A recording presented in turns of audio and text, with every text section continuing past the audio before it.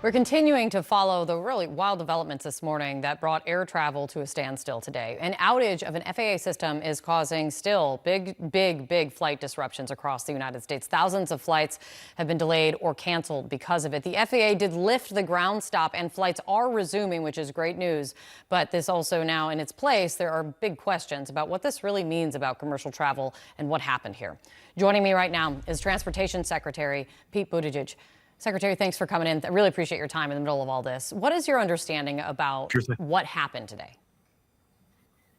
So here's what we know. This was a safety system that produces what are called NOTAMs, or notices to air missions. This is different from the other part of the FAA's operation, the air traffic control system. So this is not the system that lets aircraft know where other aircraft are.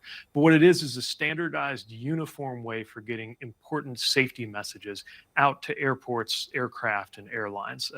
For example, if a runway is closed, or if there's a military or space operation coming up in a certain sector, or maybe a navigation beacon is out, something that a pilot would need to know for safety reasons.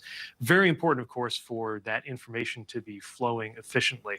Somewhere overnight, there was an issue with irregularities in the messages that were going out that reflected a bigger systems issue.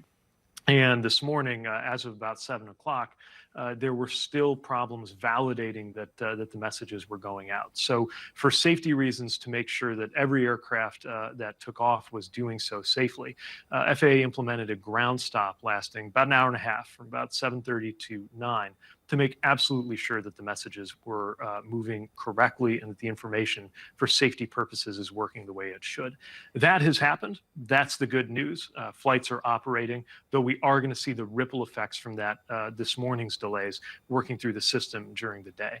Now we have to understand how this could have happened in the first place, why the usual redundancies that would stop it from being that disruptive did not stop it from being disrupted this time, and what the original source of the errors or the corrupted files would have been. Any indication that there was a cyber attack involved? There's been no direct evidence or indication of that, but we are also not going to rule that out until we have a clearer and better understanding of what's taking place. But again, no indication of that at this time. I was looking back after Southwest's meltdown over the holiday with their system. You had said that the airline, in your words, were that they, quote, needed to find a way to really rebuild trust and confidence. When this happens, when something like this happens and it's an FAA system, does the FAA need to do the same? Well, certainly when there's an issue in the FAA that needs to get looked at, we're going to own it, same as we ask airlines to own their companies and their operations. But the bottom line for us is always going to be safety. It is an extraordinary thing that millions of passengers fly through the air every year, and it is the safest way to travel in the United States. We work very hard to keep it that way, including being extremely conservative anytime there's any question or any irregularity about that.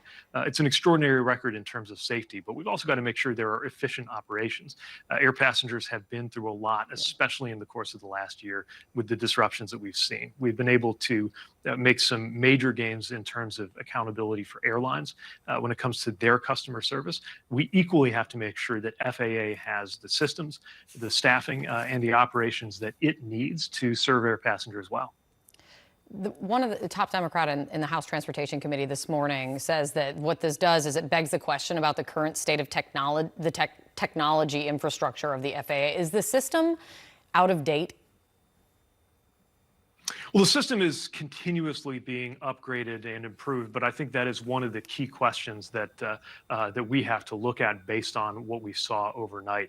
I did speak to the chair and to members of Congress on both sides, and reached out to members in both chambers this morning just with operational updates after I briefed the president. And I welcome the attention from Congress, especially because we're coming up on the period when the FAA reauthorization, the 5-year bill that provides funding and direction for the FAA, is coming before Congress. It is the right time for us to be taking up those questions. More broadly, if this one issue, and I'm just going to call it a computer glitch, and I know there's going to be a more technical term for what happened, if this one issue can essentially paralyze the entire U.S. domestic flight system, even for an hour and a half, it does beg the question I know people are asking, is how vulnerable is the system? And should people be worried?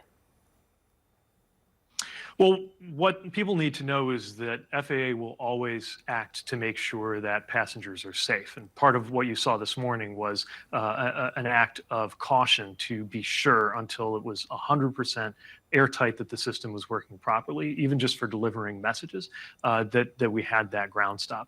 But I do think that broader question is a real one. What are the redundancies? What are the backups? What are the means to make sure that a disruption like this does not happen? Because what you saw this morning was something we haven't seen in a very long time, and we need to design in a field that's changing a lot and is going to be changing a lot more in the years to come. We need to design a system that does not have those kind of vulnerabilities. Just really quick, I mean, do you see what happened this morning as just as acceptable? Like, does this, I know you think it's out of an abundance of caution is kind of what I'm sensing from you, that they had to put the ground stop in place, Secretary. But if this happens again, and it doesn't sound like right now you can guarantee it won't, is this an acceptable way for the FAA to be operating? Well, it is the right call to act out of an abundance of caution. But no, these kinds of disruptions should not happen. And my primary interest, now that we've gotten through the immediate disruptions of the morning, is understanding exactly how this was possible and exactly what steps are needed to make sure that it doesn't happen again.